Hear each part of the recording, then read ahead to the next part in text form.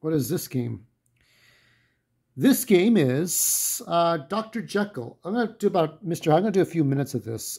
Press the key. So what I need to do is get the keyboard out, right? Oh, here we go. So this is a text adventure, I think. So there's a trilogy of this, and I've always wanted to do a text adventure.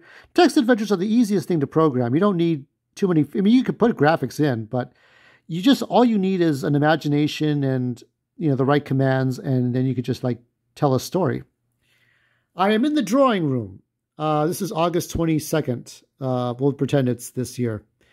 It's a peaceful place, furnished simply, but if I may say so, elegantly, with soft leather, armchairs and a sofa and carpets of many parts and agreeable in color. A glowing hearth keeps the night at bay and lights also the countenance. Okay, so PTO, I don't know what that is. So do I press enter? Okay. My father, whose portrait hangs above the mantel. The air of the room is, however, tangibly close and almost muggy. I fear it threatens thunder. All right, so what do we do?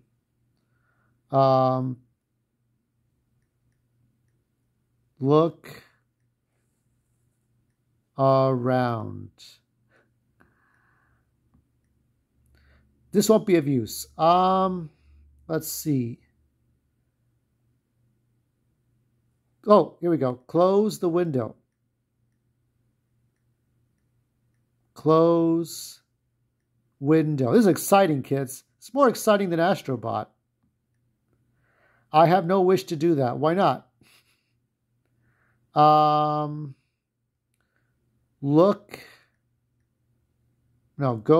west.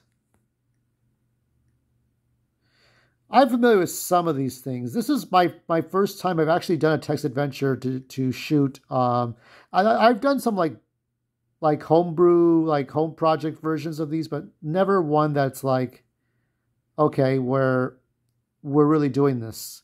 So this is a genuine text adventure I'm doing for YouTube. Okay. The long corridor of the house runs, so I went west. The long corridor of the house runs north-south. I have adorned its walls with fine oils. A magnificent grandfather clock also stands here. Doors open to the south and on either end.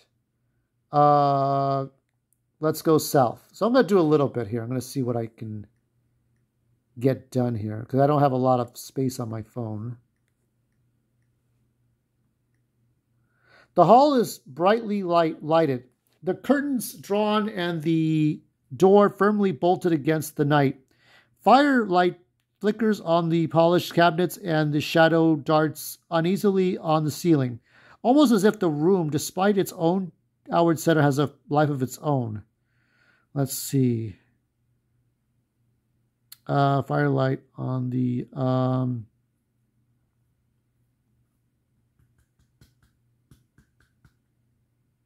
What am I looking for, though? Let's see. Let's go north. Maybe there's something that I can look at. I mean, they don't really tell you anything that would lead you to look at something. The long corridor of the house. Okay. We'll go north again. Okay, so here we're in a new place. The corridor passes the kitchens here on its way to the back door. A wide suitcase boasting a beautiful mahogany banister staircase also ascends at this point. Okay, the clock chimes 7 o'clock. So, what do you think? The kitchen? I'm kind of hungry. Let's go to the kitchen. I gotta cook. I gotta cook Soul Florentine in a moment. Go to kitchen. Oh.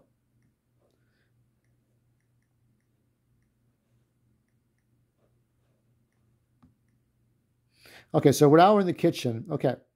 The fire is out in the great kitchen, and the beetles leap on the floor.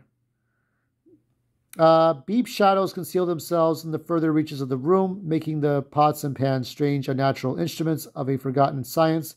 I also pick out a copper kettle and a silver spoon. Take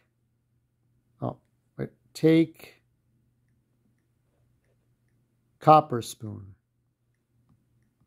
If anybody has ever played these kinds of games, you know copper is very good as a conductor. So you may use it for electricity in case the power goes out. I now have the copper kettle. Oh, copper kettle. Okay, so now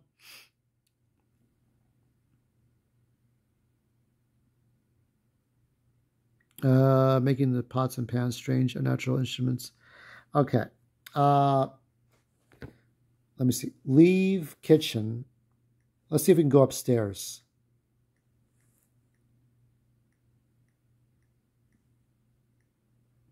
Okay, so let's go upstairs. So I don't know if, I guess I'm Dr. Jekyll, right? So there's no, I guess the goal would be to find the lab. I stand on the landing, gazing down into the deep well of a stairway. Doors lead to the study and to my private chamber. The study door is unlocked. Okay. Enter study door. It's better than Mad Martha, I think. Oh, look at this. What have we got here? We got a table. Wow, this is getting exciting, everyone. A lamp has been set on the desk in the study, casting a small pool of radiance and sending a long shadow from the gill into the inkwell. A solemn hush holds the room. The study room is unlocked. My eyes also pick out a leather-bound diary. Okay, so let's read the diary. I'll do about a couple more minutes because I really gotta wrap this up. Read diary. Possessed of a sentimental nature, I open the diary and reminisce about its content. Certain entries hold my attention most strongly. Press the key. Okay. Oh, we're getting to some good stuff here. So this is, it's 1859. Okay, I thought it was 2024. April 16th, 1859. I now wonder whether man is the single creature that most presume. Why, if this is so, should I appear before my fellow man wearing such a grave countenance when my natural disposition is one of impatient gaiety? Why do I conceal all my pleasures with an almost morbid sense of shame? The liquor drink is hidden away, as though the weapon of some grotesque crime. I feel committed to a profound duplicity of life. Ooh, this is some good stuff here. October 6th, 1860. With every new dawn from both the moral and the intellectual side of my intelligence, I draw ever nearer a calculation. I only dreamed about that man is not one, but truly two. I have learned to recognize the primitive duality of man. Press a key. 1862. Oft do I dwell with pleasure in a beloved daydream of the thought of housing the two natures in separate identities. Would not then life be relieved of all that was unbearable? The unjust might go his way, delivered from the aspirations of his upright twin, and the just could walk securely on his upward path, no longer exposed to disgrace and penitence by the bands of this extraneous devil. Press the key. This is 1860. 1868. I now perceive even more deeply the trembling immateriality, the mist-like transience of this seemingly so solid body in which we walk attired. The seeds of discovery, sown with such little expectancy, are beginning to flourish. The fruits of my labor will soon be ripe for picking, sweet and succulent, for certain agents. I have found to have the power to shake and to pluck back that fleshy vestment, even as wind might toss the curtains of a pavilion. Press a key. Oh, there's so much in here. So I think what I'll do, okay, well, maybe this is the last part. I have enlisted the help of my good colleague, Dr. Lanyon, but he must remain an innocent accomplice in this matter, for if he knew my true goal, his ethical misgivings would surely deny me his willing assistance.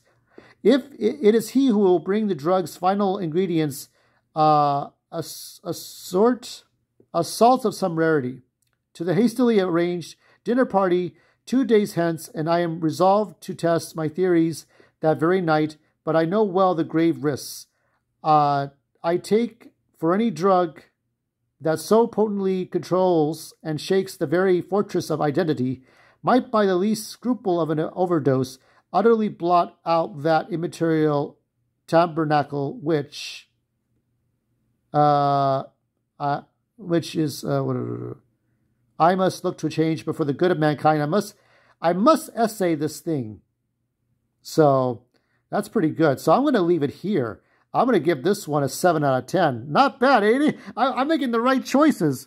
I don't know. Survivor and Mad Martha look like shit, but anyway. So I'll repost this for X, and 7 out of 10. Good luck with this. If you get a hold of this, you're going to have some fun reading and typing.